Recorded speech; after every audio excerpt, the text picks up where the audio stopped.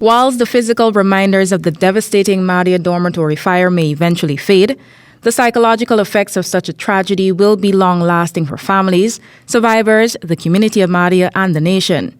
Therefore, in moving forward, the question of how comes into play. US-based Guyanese Shane Tull, a clinical psychotherapist with over 2 decades of experience in mental health and consultation, said what is needed for the community of Mahdia is a crisis intervention approach. Crisis intervention approach, which, crisis intervention is really an urgent and temporary care given to a person or community to interrupt the downward spiral of the traumatic event. And the goal is to help the family, the individual, and the community to return to a state of functioning before the crisis. He said this will allow persons who have been directly affected to talk about what happened.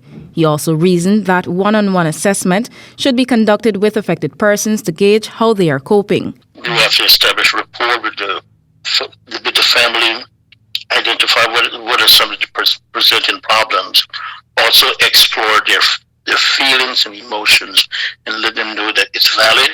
Noting that the real healing will begin when the affected family members and survivors return to their communities after the fanfare dies down, the psychotherapist emphasized the critical need to help them navigate their way to some semblance of normalcy. Survivor's guilt was another effect highlighted by the psychotherapist. Where a lot of people may feel, why did my child have to die? Could have been me, it should have been me. Those are some of the long-term effects of crisis interventions that we'll have to explore and support these families moving through. Given that this is a period of national healing, the country needs to take a minute to breathe, Tull posited. He believes that all categories of persons who worked in proximity to or witnessed the tragedy are also in need of support. Renata Burnette, reporting for the HGP Nightly News.